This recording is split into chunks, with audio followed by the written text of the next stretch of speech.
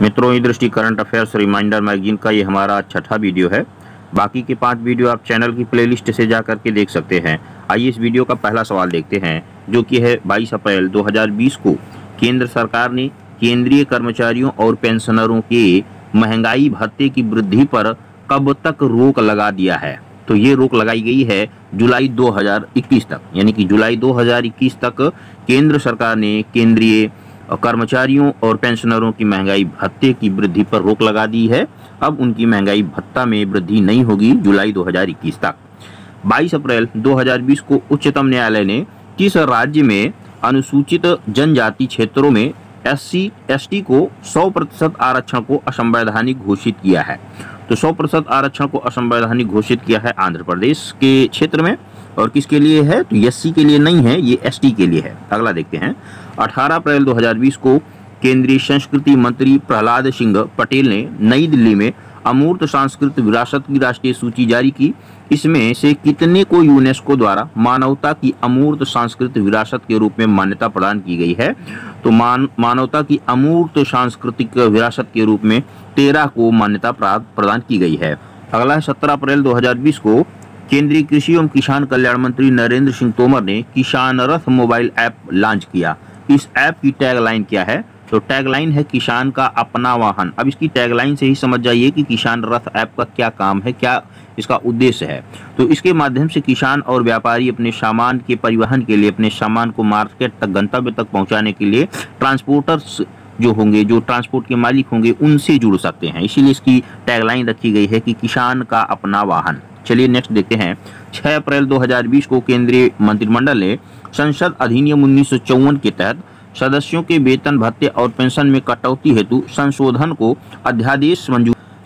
के अध्यादेश को मंजूरी प्रदान की है। कौन से अधिनियम के तहत? संसद अधिनियम 1954 के तहत संसद सदस्यों के वेतन भत्ते और पेंशन में कटौती हेतु संशोधन के लिए एक अध्यादेश को मंजूरी प्रदान की है। इस मंजूरी के तहत सभी सांसदों को वेतन और भत्ते पेंशन में 1 वर्ष तक कितने % की कटौती करने का प्रावधान किया गया है? तो 1 वर्ष तक वेतन भत्ता और पेंशन में 30% की कटौती की जाएगी। ऐसा संसद अधिनियम 1954 अध्यादेश में संशोधन करके किया गया है। और आपको पता होना चाहिए कि अध्यादेश हमारे यहाँ भारतीय शासन व्यवस्था में, राज्य व्यवस्था में जो है, राष्ट्रपति के द्वारा संविधान के अनुच्छेद 123 के तहत जारी किया जाता है। नेक्स्ट है 31 मार्च 2020 को किस मंत्रालय ने देश के विभिन्न भागों में फंसे विदेशी पर्यटकों की सहायता के लिए स्ट्रैंडेड इन इंडिया पोर्टल का शुभारंभ किया? तो इसका उत्तर हो जाएगा पर्यटन मंत्रालय। ध्यान रखना है कि भारत के विभिन्न भागों में, देश के विभिन्न भागों में जो विदेशी पर्यटक हैं, उनके लिए standard in India portal launch किया गया है। किसके द्वारा? तो ये लॉन्च किया गया है पर्यटन मंत्रालय के द्वारा।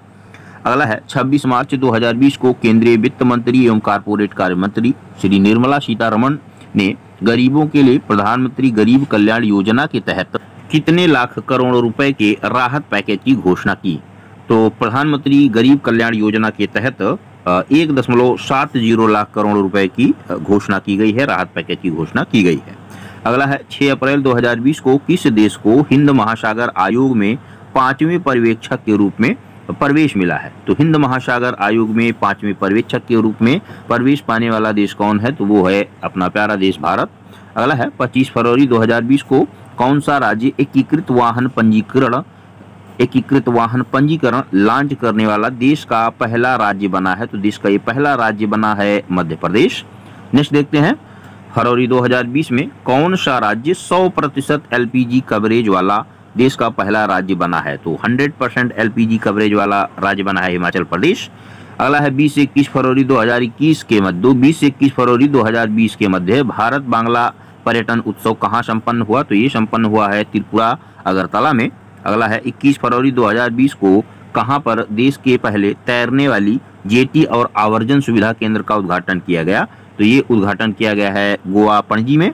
नेक्स्ट है फरवरी 2020 में द इकोनॉमिस्ट इंटेलिजेंस यूनिट द्वारा जारी world wide education for the future index में फिनलैंड को शीर्ष स्थान प्राप्त हुआ है। इस सूचकांक में भारत को कौन सा स्थान प्राप्त हुआ है? तो द इकोनॉमिस्ट इंटेलिजेंस यूनिट द्वारा जारी world wide education for future index में भारत को 35वां स्थान प्राप्त हुआ है, वहीं फिनलैंड को शीर्ष स्थान प्राप्त हुआ है। और नेक्स्ट है कि 14 फरवरी 2020 को केंद्रीय सड़क परिवहन एवं राजमार्ग मंत्री नितिन गडकरी ने किस शहर के मध्य देश की पहली अंतर शहर इलेक्ट्रिक बस सेवा शुरू की गई है? तो अंतर शहर इलेक्ट्रिक बस सेवा शुरू की गई है मुंबई और पुणे के बीच में, और शुरू इसको किया है तो नितिन गडकरी जी ने शुरू किया है, ना कि प्रधानमंत्री नरेंद्र मोदी जी ने। नेक्स्ट है 6 से 7 फरवरी 2020 के मध्य समुद्री सुरक्षा सहयोग पर चौथा पूर्वी एशिया शिखर सम्मेलन कहाँ संपन्न हुआ? तो ये संपन्न हुआ है तमिलनाडु के चेन्नई में। अगला है 822 खिलाड़ियों को बीमा प्रदान करने वाला देश का पहला राज्य कौन सा है? तो ये पहला राज्य है मध्य प्रदेश, जिसमें 2 लाख रुपए का मेडिकल कवरेज और 5 लाख रुपए का दुर्घटना बीमा शामिल है। नेक्स्ट है कौन सा हवाई अड्डा देश का पहला सिंगल यूज प्लास्टिक मुक्त हवाई अड्डा बन गया है? तो इसका उत्तर हो जाएगा दिल्ली अंतर्राष्ट्रीय हवाई अड्डा। नेक्स्ट है यूरो 6 उत्सर्जन के अनुकूल ईंधन का उपयोग भारत में किस तिथि से लागू किया गया? तो यूरो 6 के अनुकूल ईंधन का उपयोग भारत में 1 अप्रैल 2020 से लागू किया जा चुका है। नेक्स्ट देखते हैं 18 अगस्त 2020 को उपराष्ट्रपति एम वेंकैया नायडू ने अटल नवाचार उपलब्धि संस्थान रैंकिंग्स 2020 के परिणाम वीडियो कॉन्फ्रेंस के माध्यम से जारी किए। इसमें राष्ट्रीय महत्व के संस्थानों, केंद्रीय विश्वविद्यालयों और केंद्र द्वारा वित्त पोषित तकनीकी संस्थानों की श्रेणी में किस संस्थान को शीर्ष स्थान, यानी कि किस संस्थान को पहला स्थान प्राप्त हुआ है? तो यहाँ पर IIT मद्रास को पहला स्थान प्राप्त हुआ है। और नेक्स्ट है कि 13 अगस्त 2020 को भारतीय तटरक्षक अपतटीय गश्ती पोत सार्थक लॉन्च हुआ। इसे किसके द्वारा डिजाइन और निर्मित किया गया है? तो सार्थक को गोवा शिपयार्ड लिमिटेड के द्वारा डिजाइन किया गया है, निर्मित किया गया है। अगर सवाल पूछा जाता है कि हाल ही में सुर्खियों में रहा सार्थक क्या है, तो इसका उत्तर हो जाएगा कि भारतीय तटरक्षक अपतटीय गश्ती पोत है। नेक्स्ट है 10 अगस्त 2020 को केंद्र सरकार ने किस विषय पर राष्ट्रीय पोर्टल सुरक्षा लॉन्च किया? तो राष्ट्रीय पोर्टल सुरक्षा लॉन्च किया गया है मानव हाथी संघर्ष पर, मानव हाथी टकराव पर। 8 अगस्त 2020 को प्रधानमंत्री नरेंद्र मोदी ने नई दिल्ली के राजघाट स्थित गांधी स्मृति और दर्शन समिति में राष्ट्रीय स्वच्छता केंद्र का उद्घाटन किया। इस अवसर पर उन्होंने शुभारंभ किया। तो राष्ट्रीय स्वच्छता केंद्र के उद्घाटन के अवसर पर मोदी जी के द्वारा शुरू किया गया है गंदगी मुक्त भारत अभियान। नेक्स्ट है हाल ही में घोषित भारत का पहला अंडर वाटर मेट्रो किस नदी से होकर गुजरने वाला है? यानी कि अंडर वाटर मेट्रो जो है ये कोलकाता में हुगली नदी पर बनने के लिए प्रस्तावित है। नेक्स्ट है जून 2020 में टॉम ट्रैफिक इंडेक्स 2019 के अनुसार किस शहर को उच्चतम यातायात भीड़ के स्तर में शीर्ष घोषित किया गया है? तो उच्चतम यातायात भीड़ के स्तर में टॉम ट्रैफिक इंडेक्स 2019 में बेंगलुरु को शीर्ष स्थान प्राप्त हुआ है, शीर्ष स्थान घोषित किया गया है। ठीक है। नेक्स्ट है किस राज्य द्वारा अपनी विधान परिषद को समाप्त करने का प्रस्ताव पारित किया गया है? तो विधान परिषद को समाप्त करने का प्रस्ताव आंध्र प्रदेश के द्वारा पारित किया गया है। इसका उत्तर आंध्र प्रदेश होगा। हाल ही में किस राज्य ने 3 स्थानों पर अपनी राजधानी तय की है? तो 3 स्थानों पर राजधानी तय करने वाला राज्य है आंध्र प्रदेश। अगला देखते हैं 7 अगस्त 2020 को केंद्रीय मंत्री नरेंद्र सिंह तोमर द्वारा वीडियो कॉन्फ्रेंस के माध्यम से खेतों, बाजारों एवं उपभोक्ताओं को जोड़ने वाली भारत की पहली किसान रेल का शुभारंभ किया गया। तो ये देवलाली से दानापुर तक किसान रेल का शुभारंभ किया गया है, जो कि देवलाली से दानापुर तक चलेगी। यानी कि देवलाली जो आपका महाराष्ट्र में पड़ता है, MH यानी कि महाराष्ट्र में पड़ता है, और वहीं दानापुर जो है वो बिहार में पड़ता है। तो महाराष्ट्र से बिहार तक जाएगी, और जब बिहार तक जाएगी तो जाहिर सी बात है कि बीच में यूपी पड़ेगा, तो यूपी के प्रयागराज से होते हुए ये दानापुर तक जाएगी। यहाँ पर देख सकते हैं कि प्रयागराज छिंकी पंडित दीनदयाल उपाध्याय जंक्शन और बक्सर होते हुए जाएगी। और यहाँ पर ध्यान रखना है कि प्रयागराज जंक्शन नहीं है, प्रयागराज में इलाहाबाद में छिंकी रेलवे स्टेशन है, वहाँ से होकर के गुजरेगी।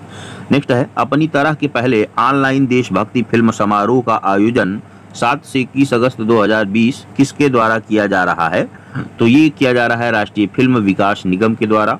अगला है 2 अगस्त 2020 को केंद्रीय संचार एवं IT राज्य मंत्री संजय धोत्रे ने कहा रेडियो नेटवर्क पर आधारित संपूर्ण दूर संचार कनेक्टिविटी भारत एयर फाइबर का उद्घाटन किया है? तो भारत एयर फाइबर का उद्घाटन महाराष्ट्र के अकोला में किया गया है। नेक्स्ट है 29 जुलाई 2020 को केंद्रीय मंत्रिमंडल ने राष्ट्रीय शिक्षा नीति 2020 को मंजूरी दी। इस नीति का अंतिम प्रारूप तैयार करने हेतु किसकी अध्यक्षता में एक समिति गठित हुई थी? तो ये समिति गठित हुई थी डॉक्टर के कस्तूरी रंगन की अध्यक्षता में, और ये हैं कौन, तो ये इसरो के पूर्व प्रमुख हैं। ठीक है, यहाँ पर याद रखने वाली चीज है डेट। डेट महत्वपूर्ण है कि राष्ट्रीय शिक्षा नीति 2020 को केंद्रीय मंत्रिमंडल के द्वारा 29 जुलाई 2020 को मान्यता प्रदान की गई है, मंजूरी प्रदान की गई है। और इसके अध्यक्ष कौन है, तो इसके अध्यक्ष हैं के कस्तूरी रंगन। अगला है 23 जुलाई 2020 को रक्षा मंत्रालय ने भारतीय सेना में महिला अधिकारियों को अस्थायी कमीशन प्रदान किया। उच्चतम न्यायालय ने कब केंद्र सरकार को ऐसा करने का निर्देश दिया था, यानी कि महिला अधिकारियों को अस्थायी कमीशन प्रदान करने का निर्देश केंद्र सरकार ने कब, उच्चतम न्यायालय ने केंद्र सरकार को कब प्रदान किया था, तो ये प्रदान किया था 14 फरवरी 2020 को। अगला है 14 जुलाई 2020 को रेल मंत्रालय द्वारा जारी प्रेस विज्ञप्ति के अनुसार कहां स्थित रेल कोच फैक्ट्री ने कोविड-19 से लड़ने के लिए एक पोस्ट कोविड कोच डिजाइन किया है, तो इसका उत्तर हो जाएगा पंजाब के कपूरथला में। पंजाब के कपूरथला में जो रेल कोच फैक्ट्री है वहां पर जो है कोविड-19 से लड़ने के लिए पोस्ट कोविड कोच डिजाइन किया गया है। ठीक है, अगला है 11 जुलाई 2020 को पर्यावरण, वन एवं जलवायु परिवर्तन मंत्रालय द्वारा जारी प्रेस विज्ञप्ति के अनुसार भारत में कौन से वर्ष हुई बाघों की गणना ने विश्व के सबसे बड़े कैमरा ट्रैप वन्य जीव सर्वेक्षण होने का नया गिनीज वर्ल्ड रिकॉर्ड बनाया है, तो वर्ष 2018 इसका उत्तर हो जाएगा। यानी कि 2018 में बाघों की जो गणना हुई थी उसमें कैमरा ट्रैपिंग के माध्यम से गणना की गई थी और यहाँ पर कैमरा ट्रैपिंग के माध्यम से गिनीज वर्ल्ड रिकॉर्ड बनाया गया है 2018 में जो बाघ गणना हुई थी। ठीक है, अगला देखते हैं जुलाई 2020 में भारत में कहां पर विश्व के दूसरे सबसे बड़े योत्ता NM1 डेटा सेंटर का उद्घाटन किया गया है, तो योत्ता NM1 डेटा सेंटर का उद्घाटन मुंबई के पनवेल में किया गया है। और यहाँ पर देख सकते हैं कि योत्ता के प्रमुख डॉक्टर निरंजन हीरानंदानी हैं। इनके अन्य डाटा सेंटर पार्क दिल्ली और चेन्नई में प्रारंभ होने वाले हैं, तो अभी हाल ही में मुंबई में खोला जा चुका है और दिल्ली और चेन्नई में ये प्रस्तावित है। अगला है 5 जुलाई 2020 को किसने देश का पहला social media super app element launch किया, तो इसका उत्तर हो जाएगा उपराष्ट्रपति वेंकैया नायडू। 2 जुलाई 2020 को कहां पर देश के पहले प्लाज्मा बैंक की शुरुआत हुई, तो इसका उत्तर हो जाएगा नई दिल्ली।